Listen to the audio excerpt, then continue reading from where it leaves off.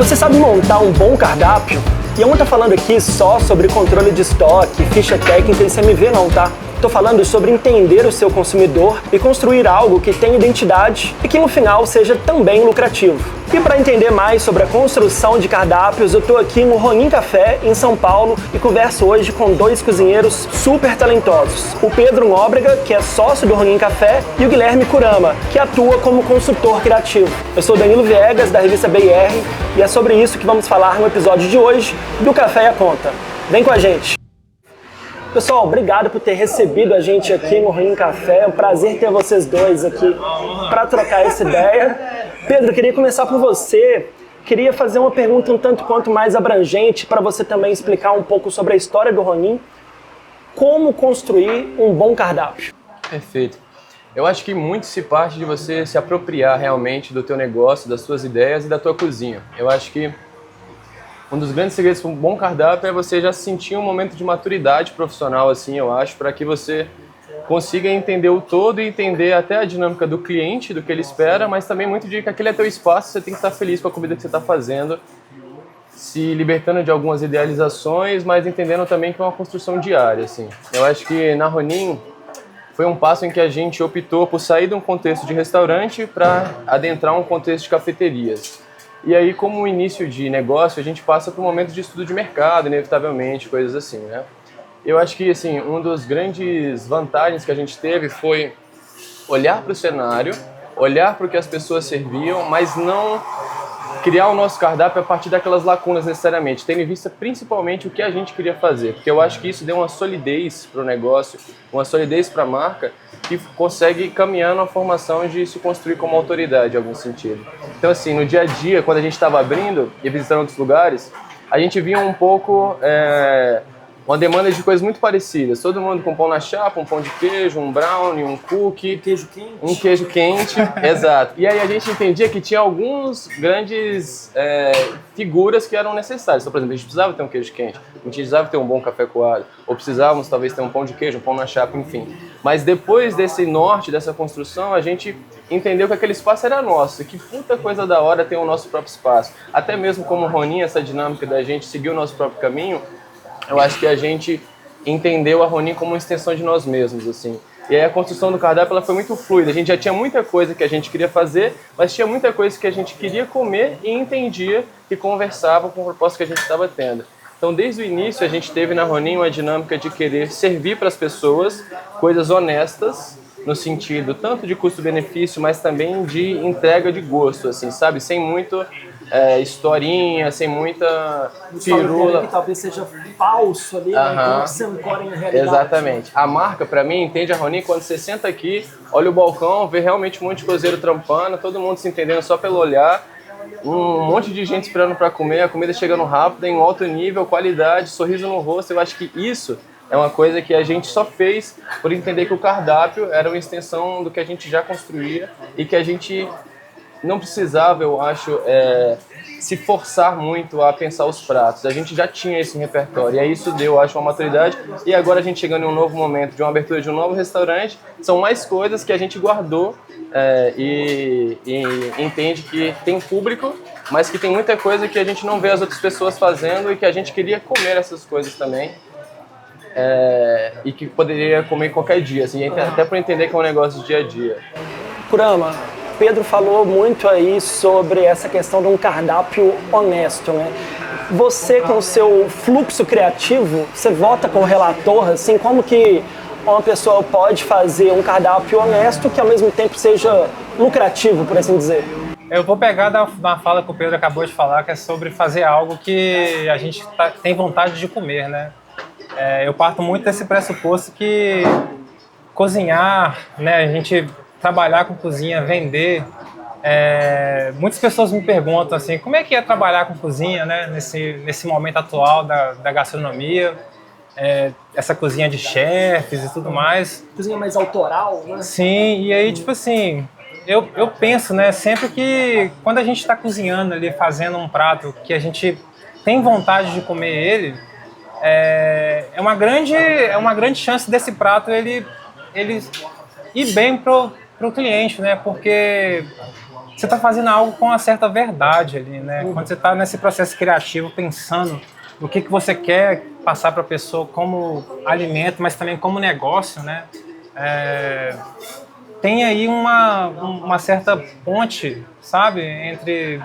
Mas como é que você monetiza essa verdade, digamos assim? Porque eu vejo muito consultor, e a gente falou um pouco disso com as câmeras desligadas aqui, falando sobre controle de estoque, ficha técnica, CMV, mas a falta ali uma percepção conceitual ainda, de falar, cara, o meu público-alvo é aqui na Barra Funda. O meu público-alvo é XYZ. Eu preciso estruturar esse cardápio para entender o anseio desse público-alvo, para que a minha verdade dialogue com a verdade da galera que eu quero que frequente aqui também. E falta essa sensibilidade, por mais simples que na teoria isso seja, né? Falta mesmo, assim, entender aonde você está é o mais importante, né?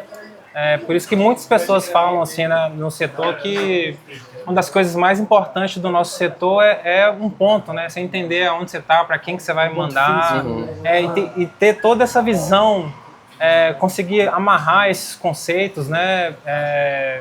Porque, por exemplo, a gente está no Ronin, no Café do Pedro, a gente está, né, comendo coisas que muitos fazem, mas nem todos têm acessibilidade de pensar em processos, em certos ajustes finos que às vezes a gente nem pensa no cliente, que ele vai enxergar essas coisas, mas ele vai enxergar. E são justamente esses ajustes finos, esse pensamento por trás de entender o que seu cliente quer, ele acaba se transformando em algo rentável, né? Porém, você ter um conhecimento também da parte prática, né? Da parte operacional, toda essa parte exata de dentro da cozinha, ele é muito importante nesse resultado final de preço. Porque não adianta nada você ter realmente algo que eu gosto muito de comer, mas ele não te gerar um CMV, né? Enfim, são vários processos. Ele alimenta o ego, mas não o bolso. Eu tenho uma visão, eu acho, empírica, assim, como funciona o Ronin. Eu sinto muito que um cozinheiro bom, ele sabe o que é uma comida boa, independentemente do nível ou do tipo de restaurante que a gente está falando, que é uma comida ruim. E eu realmente, ou mais ou menos, vamos dizer, e as coisas fogem do padrão no dia a dia, mas a gente sabe, quando a gente come alguma coisa como cozinheiro, ele fala, puta, mano, o cara sabe o que tá fazendo, isso aqui tá gostoso. E eu acho que nesse momento... E pode ser a coisa mais simples, um pão na chapa. Claro, pode ser completamente, porque, pô, você come pão na chapa todos os dias, você fazendo na sua casa e em outros lugares. Quando chega um pão na casa especial, um pão na chapa especial, em algum sentido, você se interessa pelas outras coisas. Porque se a pessoa faz aquele simples bem feito, imagina o restante do cardápio. Mas eu vejo muito que, qual que é a questão? A Ronin, ela se enche muito dos clientes que retomam, mas não porque estão no bairro e moram aqui perto, mas por quê? Porque a comida realmente é boa e eu quero voltar lá para comer, e mais do que isso, eu quero zerar o cardápio. Eu acho que essa compreensão, esse entendimento, por isso que eu falo do momento de maturidade, assim, eu sinto que o cardápio que a gente fez, ele é conciso, ele é simples em alguns sentidos, mas a gente tem, por exemplo, uma base técnica muito grande. Exato, e a gente tem um nível, por exemplo, de confeitaria que vem da construção que eu tive na carreira como confeiteiro, que deságua justamente por conhecimento, por saber o que é bom ou ruim, vamos dizer, ou enfim, traçar pratos ali que conversem com o público. E aí eu acho que essa questão que a gente falou um pouco do ego em um outro momento, eu adoro comer sobremesas extravagantes, eu adoro comer sobremesas dentro do contexto de menu degustação, já arrisquei com muitos ingredientes dentro desse contexto, mas no meu dia a dia, quando eu estou na cafeteria, eu sei que não é a minha comida do dia a dia. Então quando eu abro um negócio, eu entendo isso, mas eu consigo, justamente aí por experiência, saber como trabalhar em um contexto cotidiano, como um queijo quente, um sanduíche de mortadela, ou até mesmo um cookie aí, vamos dizer, visto como um Oreo, coisas que não existem em outros lugares, porque aquilo vem da minha verdade, aquilo vem da minha cozinha. Só que isso é muito mais difícil de se fazer quando só está querendo abrir um lugar para o público. Justamente nisso, né, que você falou a verdade. Hoje a gente vive um cenário gastronômico, né, que você me perguntou como se transforma dinheiro, né, esse conceito. Justamente as pessoas hoje buscam muito a verdade, assim, no que está se comendo, A gente vive hoje nesse momento de muito hiperconexão com a internet, né? Pessoas usam muito ali o Instagram como um foco para poder pesquisar. Você mesmo, quando eu comentei de você, da Ronin, o primeiro passo que você deu foi entrar ali no Instagram e ver aquele portfólio, né? Quando eu vim ao Ronin enquanto consumidor, o meu relacionamento com a marca começou antes de eu chegar aqui. Começou no Instagram, eu dando uma olhada, né? Pode continuar. Então eu acredito que essa verdade como base, para o cliente final, ela vai resultar em algo rentável, né? Obviamente a gente tem que ter sim sempre uma ciência da parte de números, a parte de processos, né? Em saber fazer uma sobremesa muito bem feita, com muita técnica, mas que essa técnica se resulte em um ingrediente, né? Um produto simples no olhar. Pedro, deixa eu pegar aqui esse Oreo, vamos colocar ele como um exemplo aqui. Quanto que ele está no cardápio hoje? Dá 25. Me fala um pouco sobre a técnica que está envolvida, que produtos que você usa, qual que é o custo para você fazer isso aqui? Perfeito. Então, eu acho, até nesse universo que a gente está falando, uma das grandes coisas para um restaurante ser lucrativo é que a comida que está sendo produzida seja vendida, né? Eu acho que o CMV, ele já não bate quando não se tem saída. Porque independentemente do quanto custa para o venda, se não há venda, não há retorno, não há lucro. Então, nisso eu acho que a engenharia de cardápio realmente, ela resolve alguns problemas para a gente justamente não ter... A gente tem saída de todas as sobremesas, mas agora focando no Oreo, por exemplo, é um item que a gente já tem uma noção de que ele vai ter uma saída alta. Por quê? Porque ele tem um apelo visual, ele tem um apelo de ter caramelo, de ter chocolate branco e ter texturas, ele tem várias coisas que a gente já sabe que tenha tanta capacidade de viralizar quanto a capacidade da pessoa se viciar e sempre querer. Hoje tem gente que vem e compra 10 para levar para o aniversário, por exemplo, de família, que quer mostrar, compartilhar. Mas aí tendo em vista disso, por exemplo, o Oreo, ele é cheio de técnicas, mas eles são todas técnicas aplicadas para serem reproduzidas em um pequeno espaço, em larga escala. Então, por exemplo, a massa do biscoito é uma massa que a gente faz aqui, o que dá... enquanto você tá falando. Tá, exato. Temos os discos de biscoito de cacau black, uma ganache de chocolate branco e dentro um caramelo salgado. Quando a gente fala isso, é extremamente simples. O Oreo já está na cabeça de todo mundo, certo? Todo mundo consome o Oreo. Eu até penso que, será que eu vou pedir um Oreo, os caras vão pegar exato. Industrial, Exato. E o que eu acho? Eu acho que existem algumas coisas que elas são... Justamente porque isso que eu falo sobre verdade. O que a gente fala? A gente fala que a gente é mais que um café, que a gente é uma cafeteria de cozinheiros. O que eu te prometo? Que eu sei cozinhar, certo? Eu não estou falando para você que meu produto é X, Y, veio de lá, veio daqui, não. Exato, eu falei para você, eu sei cozinhar, senta, confia, pede aí e descobre.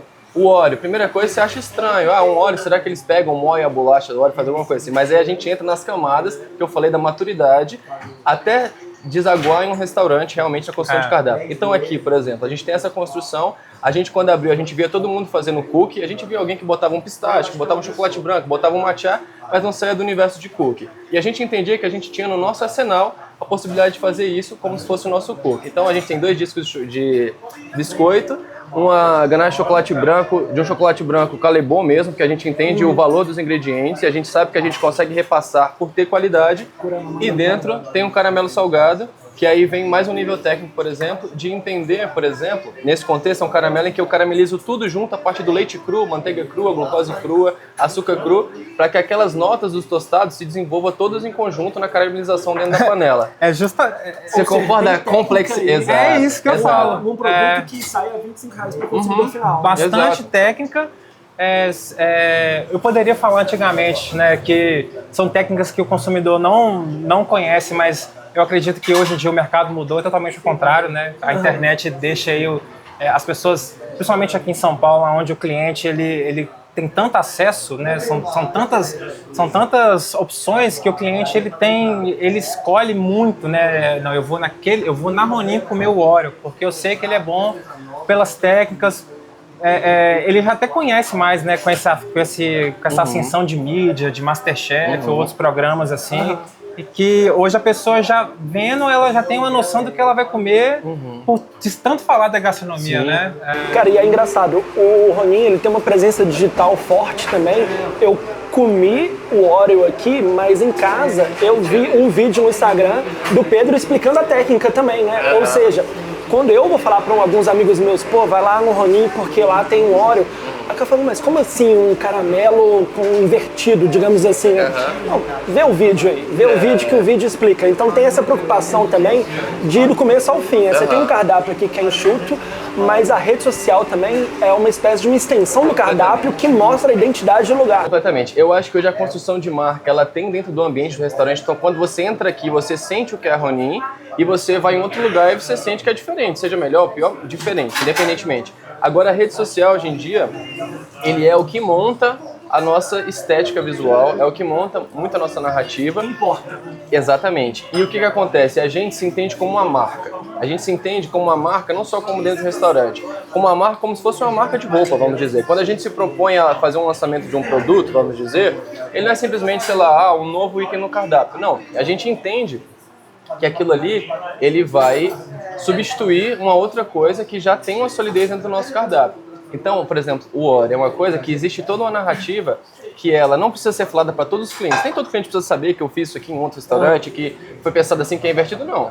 A base é, você comeu, você gostou, você vai lembrar do caramelo, você vai lembrar do biscoito, você vai lembrar em outros lugares. E se você tiver curiosidade, eu vou estar atrás do balcão, você demonstra o interesse e eu te conto a história. Sólida, e aí entram camadas. Mas lá no Instagram a gente já bate na tecla sobre sermos uma cafeteria de cozinhas de outro jeito. A gente fala do nosso repertório, a gente fala da história, a gente fala das pessoas que constroem a Ronin, a gente mostra a dinâmica de como eu sou diferente do Vitor e como a gente se complementa como sócios numa dinâmica.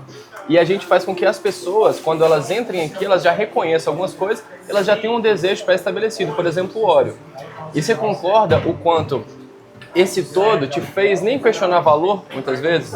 Porque você já sabia, eu quero comer o Oreo, eu nem sei quanto é, porque a gente não falou, mas eu quero sentar lá e ver. E quando eu vejo e entendo que essa dinâmica, ela é justa, entendo que essa dinâmica é verdadeira e que ela não é reproduzível, por mais que copiem, porque a gente já começou a ver uma outra pessoa fazendo algo nesse parecido, não foi eu que pensei nada disso necessariamente, e essa solidez que ela chega, pra mim, o grande lance é que ela seja em todos os cardápios. A gente tá falando do Oreo, mas se a gente colocar qualquer outra sobremesa, ela vai ter um motivo para estar no nosso cardápio e ela vai ter pessoas pedindo. Ô Kurama, eu queria a sua opinião também, porque tudo que o Pedro tá falando aí me soa como um storytelling muito verdadeiro que você dá ao consumidor final uma certa experiência. Sim. E eu admito para vocês que eu tenho uma certa preguiça quando eu vejo essa palavra experiência sendo mal usada, porque fica parecendo uma coisa meio forçada, né? Essa coisa...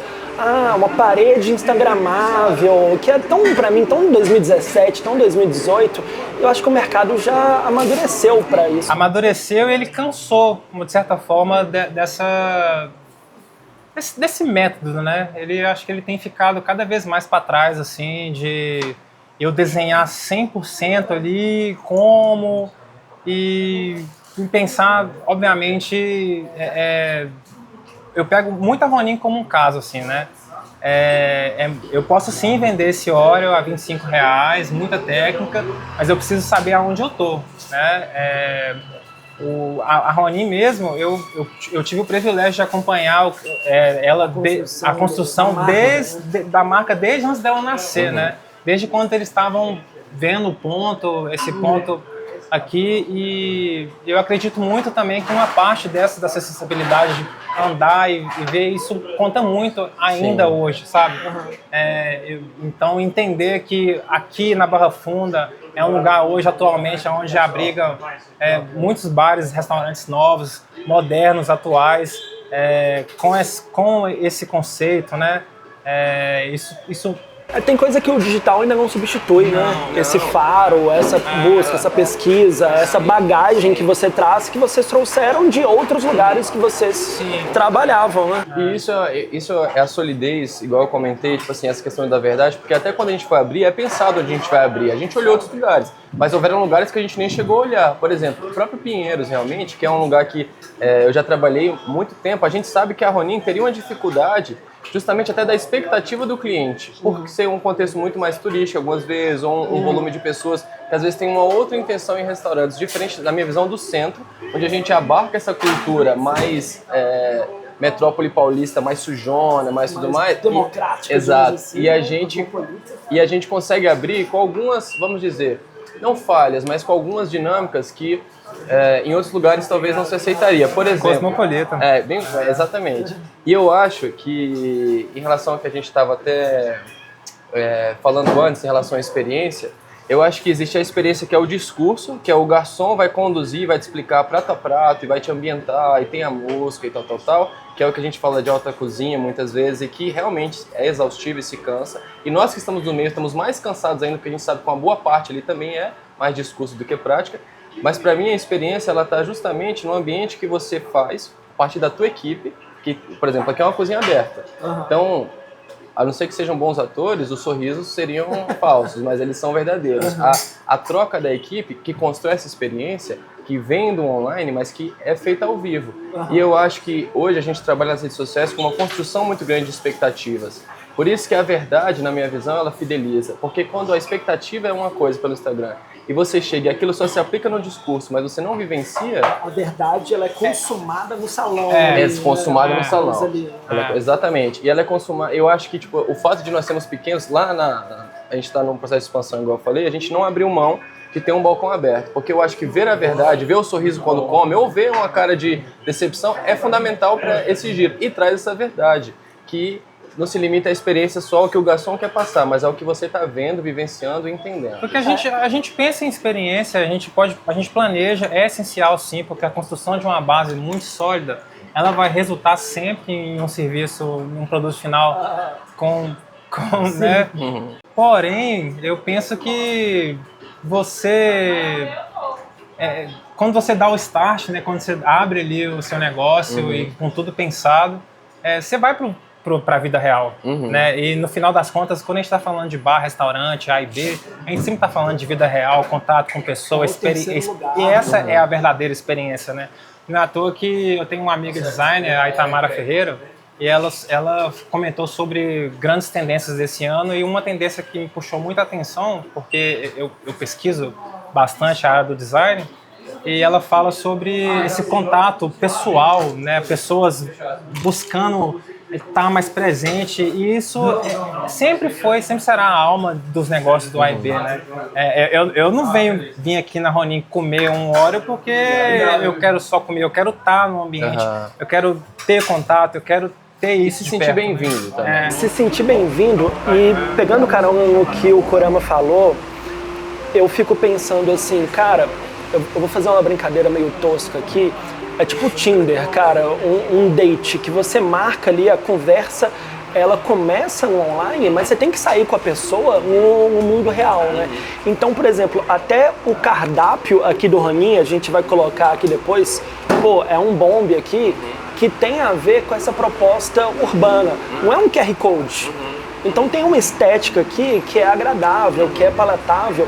E um mundo que está muito saturado de informações, você desligar e ter uma coisa mais introspectiva, digamos aqui, você está ouvindo uma musiquinha que vem do vinil aqui, é uma experiência diferente também, né? Do que uma coisa que você liga na maquininha ali e pede como se fosse algo mais na conveniência, né? Então tem esse tempero da hospitalidade também, né? Que às vezes a gente está se perdendo com essa questão de inteligência artificial, do digital e tal. Isso vai permear, mas vai permear do balcão para dentro, de você ali talvez fazer a ficha técnica, tal coisa, mas gente ainda gosta de ser cuidada por gente. E eu sinto que há uma nostalgia um pouco de voltar algumas coisas ao passado. Por exemplo, esse dilema de cardápio QR Code ou físico, a gente tem os dois, isso aí não é uma questão. Sim. Mas do tratamento, por exemplo, eu acho que é muito importante. Aqui a gente quebra várias barreirazinhas do própria pessoa que vem, por exemplo, o garçom que começa a trabalhar com a gente, às vezes ele vai ter aquilo, senhor, senhora, a gente aqui, tipo assim, fala, irmão, tudo bom? Fica à vontade, tem um cardápiozinho no QR Code aqui ao vivo, precisar só falar comigo, eu já tô aqui no balcão, já dou um salve de lá também, a pessoa já se ambienta. Por quê? Porque você vai num restaurante, não só para comer, para essa troca, mas você não precisa de tantas barreiras para conseguir comer também, e para se sentir à vontade, e para falar, mano, esse aqui no cardápio, eu fiquei na dúvida, esse Oreo aqui é um Oreo mesmo? Você concorda que em outro ambiente, tudo distante, você fica, será que eu vou ofender se eu perguntar se eles usam óleo? Esse tipo de coisa, que é o trato que quebra, e que é ser humano, em muitos sentidos, na minha visão, dentro de uma dinâmica de experiência que faz diferença. É a despretensão enquanto estratégia, né? Eu tô comendo aqui a mortandela, né? Sanduíche de mortandela, que é um clássico de São Paulo, mas tem uma outra pegada, né? Você ia falar, Kurama? Quando eu trabalhei com a Ana Clara lá em Belo Horizonte, a gente fala cozinha, que a gente já tem um podcast Sim, com ela também. Olha aí, olha o cliffhanger. Mas ela... Quando eu fui trabalhar com ela queria muito que Belo Horizonte tivesse um lugar que fosse mais cosmopolita, né? Ela estava passando por esse momento, né? Belo Horizonte, hoje, atualmente, eu sinto que tá passando por essa transformação, né? Saindo um pouco mais daquele comércio do dia a dia ali, nosso clássico, e vindo para algo mais urbano mesmo, né? Não que não tenha em Belo Horizonte, mas fazer esse processo criativo com ela foi muito interessante, porque eu conheço, né, a gente trabalhou juntos em uma determinada época da vida, depois nos separamos, então voltar a trabalhar de novo e rever a história, andar pelos lugares que são referência para ela, né, isso tudo fez parte para poder desenvolver um cardápio também, né, entender, sentar com ela, pegar toda essa herança de serviço que ela fez e sintetizar isso num cardápio e fazer pegar essa bagagem dela e traduzir isso em algo mais cosmopolita com ela, né? Tendo essa sensibilidade de não passar por cima dela em nenhum momento, porque né, ela ali, a chefe de cozinha, mas estando ao lado dela, traduzindo isso em pratos, isso também é experiência, né? A gente foi no mercado municipal, as pessoas conheciam ela no mercado, né? No açougue, a gente conversou, entendendo cortes. Tem que gastar uma sola de sapato ali também para construção, né? Tem que dar uma andada, né? Sim. Ô Pedro, eu tava comendo o sanduíche de mortandela aqui, a gente tinha falado do queijo quente no começo. São lanches clássicos em qualquer cidade do Brasil, talvez o mortandela seja ainda mais famosa aqui em São Paulo. Onde que mora a autenticidade aqui do sanduíche de mortandela da Ronin? O que você tem de diferente? Eu acho que assim, igual eu comentei, algumas pessoas eu sinto que elas têm medo de pegar tradições e simplesmente fazerem ela da sua forma, sem precisar ser desconstruída ou completamente original. Eu acho que quando a gente se propõe a ter um sanduíche de mortadela, obviamente a gente estabelece algumas comparações com outros lugares. Mas o desejo de tê-lo é porque a gente gosta pra caramba, muito mais do que um misto quente. E o Vitão, quando ele falou do cardápio, mano, tem que ter um sanduíche de mortadela. Porra, a galera se amarra, mortadela, da hora e tal. E aí, onde é que vai entrar nas camadas? Quando a gente se propõe a fazer o nosso sanduíche de mortadela, vamos dizer, eu não preciso que ele seja completamente desconectado de um clássico para ser da Ronin, vamos dizer.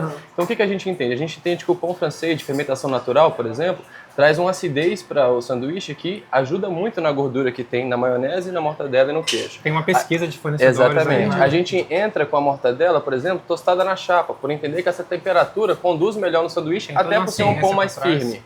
O queijo, a gente escolhe um queijo que tenha um derretimento melhor. E a Kewpie, porque apesar de ser mortadela, queijo e entrar com a gordura, a gente entende que essa maionese, ela traz uma untuosidade até pelo pão, mas pelo casamento de tudo, e coroa, eu acho, no momento principal aí, que é a guarnição do picles, que aí já foge um pouco do tradicional, mas que é uma cozinha que a gente gosta bastante, que na vida do Vitor essas conservas já faziam parte, que a gente queria aplicar isso aqui porque a gente também gosta de picles.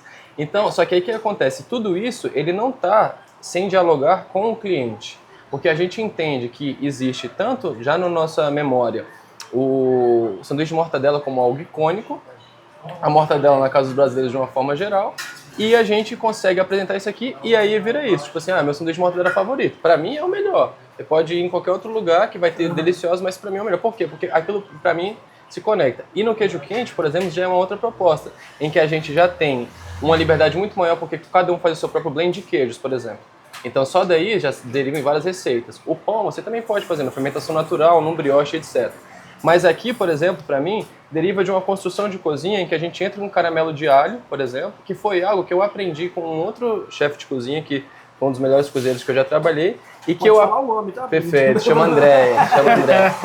É um excepcional cozinheiro. E aí ele fazia isso, por exemplo, num couvert, e eu comecei a fazer nas confeitarias alguns caramelos entrando coisas que faziam parte do processo, mas que quando a gente começou a pensar o queijo quente, para mim era o maior contraste que levaria para um queijo quente diferente, por entrar com agridoce que não fosse um mel de alho, uma coisa assim, e que vira uma marca nossa. E aí eu acho que nesse momento, para mim uma das grandes sinas da cozinha, você ganha mais liberdade quando você vira autoridade naquilo. Então eu acho que uma das grandes coisas que a gente tem intenção é ser muito sólido e ser visto como um lugar sólido para que tudo que a gente se propõe a fazer de diferente, novo e louco seja assimilado sem ter tantas barreiras. Tipo, vou dar um exemplo. Se a gente tivesse hoje um sanduíche diferentão, talvez ele quase não saísse, porque as pessoas iam pedir o sanduíche, iam pedir o queijo quente. Mas a partir do momento que todo mundo já consome isso e tem puta, mano, o que os caras fazem lá é bom. Na hora que surge um novo, vai sair só um novo. Se a gente postar um novo, vai gerar o interesse. Mas isso é uma engrenagem que já está rodando. Né? Exatamente. Isso já é uma engrenagem que já vai estar rodando. Então a gente vai desaguar em um momento agora em que a gente vai se propor a fazer muito mais coisas diferentes, não exóticas, nem estranhas, nada disso, mas diferentes do que talvez se esperasse de uma cafeteria. Mas pelo todo o que a gente já construiu de trabalho, a gente sabe que vai ter saída, vai ter construção. E se não tiver, tá tudo bem, a gente se ajusta no caminho porque isso aqui é nosso. Isso aqui vem É um organismo da gente. vivo também, né? Cara, e é engraçado porque tudo que vocês falaram aí soa como se tivesse uma assinatura num lanche mais clássico, né? Então, trazendo como exemplo ali o próprio queijo quente ou a mortandela, que são lanches típicos de cafeterias, por assim dizer, vocês acham que também há uma missão de educar o público? Eu pergunto isso, não sei se vocês viram esse meme que tá rolando, tipo, pô, lamen por R$80, eu vou pagar R$80 pra comer ovo cozido, sabe? Tipo, ah, tá, mas veja bem, não é bem assim. Como é que vocês enxergam isso? Polêmico. Polêmico, mas eu gosto desse assunto porque eu acho que esse termo educar cliente, ele também é algo meio já do passado. Porque a gente vive num momento muito de hiperconexão, né? O cliente, ele tem acesso, a gente tem inteligência artificial, Instagram com N Reels, TikTok, então ele está sendo bombardeado de informação o tempo inteiro ali, né? Maionese Cube, ele já conhece. Ele não olha mais ali o cardápio e fala assim, nossa, o que seria um maionese Cube? Não, ele vai lá no Google e fala, o que é maionese Cube? Ele vai entender o que ele é hoje, assim. Eu não enxergo tanto o cliente como uma pessoa que não saiba mais assim o que ele. Mas talvez seja o educar no momento do convencimento. Por exemplo, no dia a dia da Roninha, eu acho que existem algumas coisas, falando de cliente brasileiro, que elas ainda permeiam. Vou dar um exemplo mesmo, sei lá, ponto de porco. Eu acho que existe um trabalho de falar sobre a capacidade de controle das carnes, vamos dizer hoje, para você poder servir um porco ao ponto. Tem pessoas que já vão ter essa informação, mas tem outras que não. Mas na Roninha, o que a gente mais tem é do café forte. Ah, esse café aí é preto, esse café aí é forte, qual é que é? Por quê? Porque a gente trabalha com torra clara, café especial e etc. E as pessoas, por exemplo, aí esse processo de educação, eu acho que existem lugares em que eles vão impor e existem lugares que eles vão convidar você a conhecer. Então, eu acho que essa dinâmica do faz educar, parte da experiência, né? que é compartilhar conhecimento. Eu acho que quando a gente se coloca, a pessoa ela pode ter a opinião que ela quiser. Você quer tomar um café escurão com açúcar passado já direto na panela? Você fica à vontade. Mas olha só, a gente serve um outro. Você quer provar? E o que a gente faz aqui? Eu acho que por ser pequeno. Quando surge essa demanda, a gente passa uma receita com mais grão e menos água, vamos dizer, para ter um ajuste um pouco de corpo de amargor, vamos dizer assim. E a pessoa tem uma introdução, só que ela gosta, e aí ela bota menos açúcar, e aí ela vai voltando aqui por outros motivos, e aí talvez a gente, como é que você falou? Ensine o cliente? Sobre o quê? Ensine o cliente, que era a palavra que você usou? Educar o cliente. A gente tá em São Paulo, tá em São Paulo, cara, tipo assim, é um dos maiores mercados gastronômicos do mundo. Eu não falo só do Brasil, é um polo efervescente. Mas talvez a gente tenha essa coisa da geração. Por exemplo, o meu pai e a minha mãe, eles não só gostam de café preto, mas eles colocam açúcar na água. Exato. Então, quando eu vou apresentar para eles alguma coisa nova e eles vão ver o café assim mais clarinho, eles vão achar que é fraco. Já de ponto de partida, já se parte com preconceitos a partir da visualização do café. Só que a experiência, para mim, ela entra principalmente aí. A experiência, para mim, ela tá muito no quanto você apresenta o novo e o que é teu. E o novo, nesse contexto da experiência, igual eu comentei, eu acho que é na sensibilidade de entender que aquela pessoa, ela tem acesso.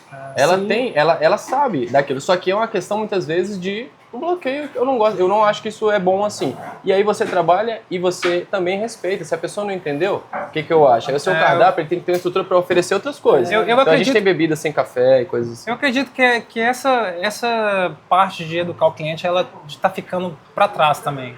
Eu acho que hoje, justamente por essa competitividade que a gente tem no mercado de vários lugares, é justamente onde que eu quero buscar algo diferente. Tá. Aqui em São Paulo. Eu enxergo que tem essa abertura muito grande para lugares diferentes. As pessoas vão atrás dessa experiência, né?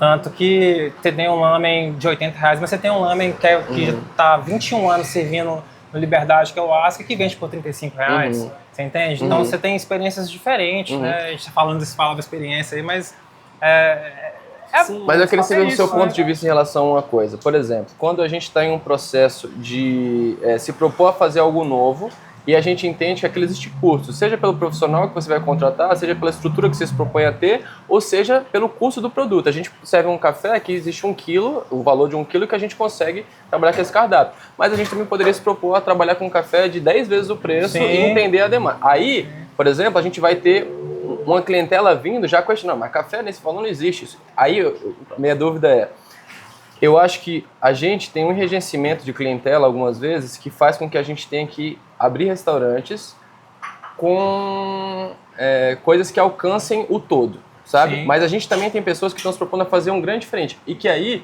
tudo bem, a gente está em São Paulo, vai ter clientela para tudo, para essa demanda e tudo mais. Mas ainda assim, existe um trabalho no salão para justificar, porque, sei lá, uma caipirinha feita com uma mega de uma cachaça vai ser 3 vezes o valor. E aí você mostrar para a pessoa que ainda não teve, sei lá, até mesmo um contato de paladar para entender a complexidade, a diferença de, sei lá, do material que você envelheceu aquela caixa, enfim, esse tipo de coisa. Aí eu acho que entra num processo de compartilhar conhecimento, mas vem um pouco de educação para você ter o seu lugar operante sem tantos questionamentos. Quantos restaurantes que a gente trabalhou e viu que muitos funcionários nem conheciam o que estavam vendendo, né? Nunca tinham provado. Tem essa questão do treinamento da brigada ali também. A pessoa precisa acreditar no pão que ela está vendendo ali também, né? A pessoa precisa comprar a ideia do conceito. E aí, justamente, esse lance do contato pessoal com o cliente, que, obviamente, a gente está aqui numa estrutura que tem um balcão, mas quem vai estar na frente é quem está atendendo, né? E aí, eu vou estar junto com o meu cliente, não vou estar explicando para ele o que ele vai comer, mas eu vou estar introduzindo para ele, enfim, tirando dúvidas, né, mostrando, porque eu tenho conhecimento daquele produto, né, eu gosto, eu comi, eu sei, né, eu entendo onde eu tô, eu volto a dizer isso, que é muito importante você entender aonde você está, o cliente, eu não teria a Café Ronin em um lugar que não se encaixasse, né, sei lá, você mesmo falou de Pinheiros, né? Você saiu de Pinheiros para vir para Barra Funda, que é um bairro que está mais efervescente culturalmente, tem uma clientela mais moderna, mais aberta, né? Então isso tudo faz parte de uma pesquisa que ela resulta ali, né? Você tá junto com seus funcionários ali, principalmente o pessoal do salão, em todos os processos. Você mesmo, o Cauã, você colocou o Cauã para poder fazer os processos. Então, além dele, só que ele faz a chapa, faz além dele, que é uma dinâmica que a gente vinha batendo nessa tecla já há muito tempo dentro das cozinhas, né? E eu acho que isso, também me corrija se estiver errado, funciona melhor quando você tem um cardápio enxuto e uma equipe também enxuta, né? Sim. Eu acho. Só pra gente já ir terminando aqui. Eu sinto que você não enrijessar as posições de todo mundo dá esse sentimento de unidade. E dá, assim como, sabe, uma troca de posições, se necessário. Por quê? Porque você confia no outro. Eu achava péssimo em cozinha, por exemplo, uma dinâmica em que puta, aquela pessoa não tá hoje, ferrou, mano. Só ela sabe fazer aquele, dar o ponto na carne. Sabe, esse tipo de dinâmica essa dependência é um cardápio mal construído, concorda? Porque se é um cardápio que só é executável por 1 ou 2 funcionários, na minha visão, aquilo ali já gera uma lacuna, uma dependência. E o ser pequeno, ele ajuda isso. Por quê? Porque quando você é muito grande, você precisa realmente de pessoas expertise em cada área ali e que você precisa daquele conjunto. Mas as estruturas menores, os cardápios mais enxutos, eu acho que eles, além de ajudar a tudo estar fresco, eles ajudam essa capacidade de você haver troca. Na Ronin, realmente, todo mundo que trabalha no salão sabe fazer a cozinha, todo mundo que trabalha na cozinha sabe fazer o salão. Olha como é que a verdade do conceito sai lá do início e vai pro final. E por que isso? Porque isso que você falou de vestir a camisa, de valorizar, ele é sempre uma via de mão dupla em que o respeito impera e em que eu acho que todo mundo sabe que não vai acabar na Ronin. Então, por exemplo, o Pedro é um menino que eu quero passar mais conhecimentos para ele, porque eu quero que ele saia daqui muito melhor do que ele chegou. E se a gente está passando café todo dia aqui nas costas dele, que ele fica de um lado e o café fica do outro, por que eu não vou partilhar o conhecimento sobre café para ele sair daqui entendendo do que ele já está querendo aprender, que é a parte de cozinha, mas também de um outro conhecimento que está à disposição dele. Essa questão de amarrar conhecimentos também, pelo amor de Deus. Exato. Né? E, por exemplo, eu sou de carreira Amarrar confeiteiro, conhecimentos. mas eu trabalho na cozinha de forma ampla. E na Roninha eu sou o chapeiro. E acabou. E o dono também. Se precisar, e o cara do garçom, e o da pia. Só que isso aí é uma estrutura que é quando você entende que são humanos. E eu acho que ser pequeno ajuda realmente. Eu acho que um cardápio enxuto ajuda. Mas é um desafio para agora na nova a gente conseguir estender isso. Pessoal, eu queria agradecer demais aqui o nosso bate-papo. A gente está chegando ali quase 40 minutinhos de conversa aqui. Talvez a gente possa fazer isso em uma outra edição, passar para a revista impressa, para o portal da Bares e Restaurantes. De novo, Pedro, obrigado por receber a gente aqui. Kurama também, você com seus insights maravilhosos aqui. Obrigado pela conversa, viu, pessoal? Obrigadão. É que eu agradeço. Valeu. Bom, pessoal, é isso. A gente volta daqui a 15 dias com mais um episódio do Café e a Conta. Um abraço e até a próxima.